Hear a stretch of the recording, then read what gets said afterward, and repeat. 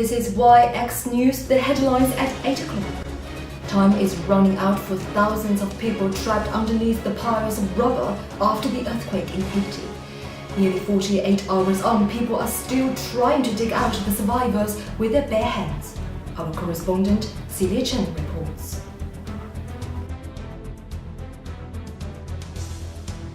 We need urgence, we need emergency.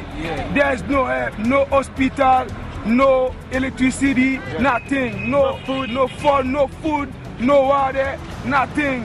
There are too many people dying. Up to 50,000 people are feared dead and many more have been injured. A third of Haiti's population urgently needs help, but hospitals are completely overwhelmed with little medicine. International aid begins to arrive and Britain gives £6 million to relief effort. We will bring you the latest live from Haiti. As in the other news tonight, the Prime Minister has been outlining his election strategies to the Labour MPs in an effort to reassure them that the party can win the election in the future. Gordon Brown told the backbenchers that economic recovery is the platform for Labour victories. 5 Muslim men who took part in anti-war protests in Luton last March have been found guilty of public order offences. The men shouted abuse to soldiers during parade to mark homecoming from Afghanistan. They were given conditional discharges. China's quest to become the next global economic superpower has taken an important step forward. It is predicted to overtake Japan as the world's second largest economy as early as this year.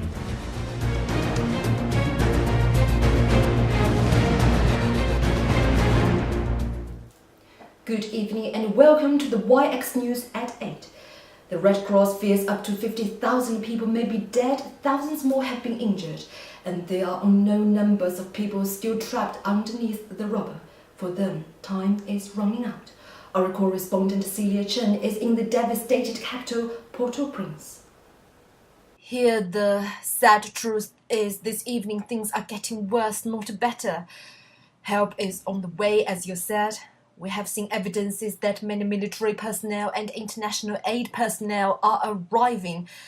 But as I found today, it is not a moment too soon.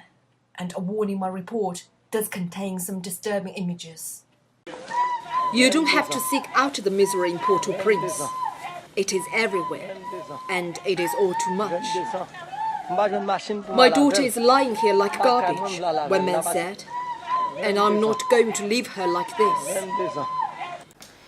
Celia, what about the international aid efforts? Can they reach people on time?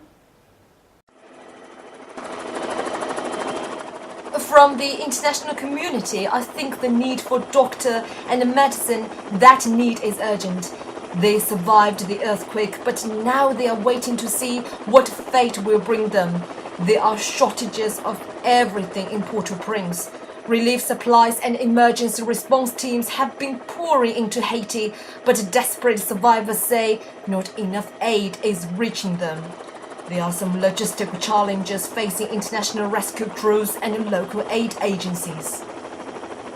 I've directed my administration to In Washington, President Barack Obama warned it will take hours and in many cases days for all the American resources to get on the ground. I've made it clear to each of these leaders that Haiti must be a top priority for their departments and agencies right now. But mobilizing the ever-expanding international relief effort is only the first step. The logistic challenge of turning that into search and rescue operations of all the collapsed buildings into the medical help that is needed for the injured and food and water and shelter for all the homeless survivors is, the UN says, a nightmare. For now, those 8 agencies who are on the ground are battling to cope with it. Celia, you have been there for 24 hours and these images are very disturbing. I'm just wondering how these people are managing. Well, I feel a little bit awkward of saying this. Haiti is a country which has its fair share of disasters over the years. People, in that sense, are in a way seeing this just another disaster, and they are very stolid in the face of that. People are calm, they are wandering the streets pretty traumatized. But that doesn't diminish the need for urgent help. And it doesn't mean that the people, when you meet them on the street, they are not saying this to you. Look, we hear the promises on the TV, but we are not seeing it on the street. Celia Chen in Haiti, thank you very much. Now, if you want to help those affected by the earthquake, the Disaster Emergency Committee is taking donations already. The special phone line is 0370 60 60 900. 0370 60 60 900. You can also visit the website. It is www.dec.org.uk. The rest of the news now. We can win election, Gordon Brown tells Labour. The Prime Minister appeared with his election team at a meeting of the Parliamentary Labour Party. At the meeting, Mr. Brown argued that the election would not be a choice between change and the status quo, but between the right kind of change and the wrong kind of change. 5 Muslim men who protested at a soldier's homecoming parade have been convicted of being abusive. The guilty men, all from Luton, were found guilty of using insulting or threatening words and behaviour likely to cause distress. Our home correspondent, Celia Chen, has the story. The British soldiers are murderers and baby killers, the men had cried, earning fines of £500 each. The target of their insults were the 2nd Battalion, the Royal Anglian Regiment, returning from duty in Iraq in March last year. The protest caused outrages on the streets in Luton on that day, and the result was a highly unusual prosecution. Celia Chen, YX News. According to its official news agency, China now is probably the world's biggest exporter. It is predicted to overtake Japan as the world's 2nd largest economy as early as this year, while annual growth rates of nearly 10% put it on course to overtake the United States eventually as the world's economic superpower in a matter of years. Our Chinese correspondent Xiaodong Li reports. Being the world's biggest exporter, the benefits for China are clear. In the short term, the money it makes from exports can be used to buy more raw materials or to invest more heavily in Chinese business and infrastructure. Sheldon, can you tell us what the impact of China's growth is for the rest of the world?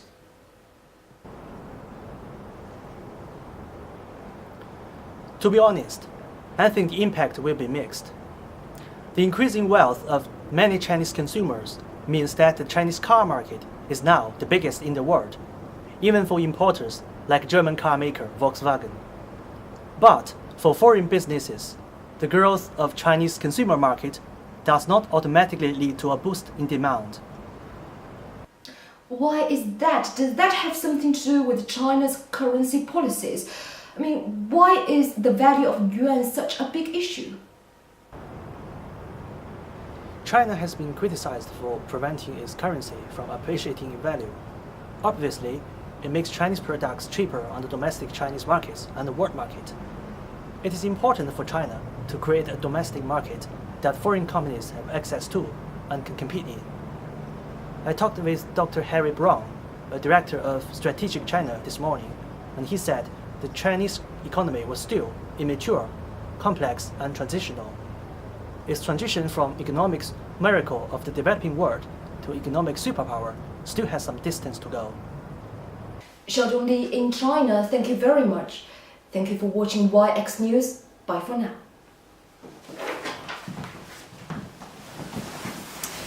These are just all my friends who have helped me a lot in creating the DVD. So without their time, energy and effort, none of this would be possible. So thank you very much, everyone. Thank you. Bye-bye. Bye-bye. Hold me like a friend, kiss me like a friend.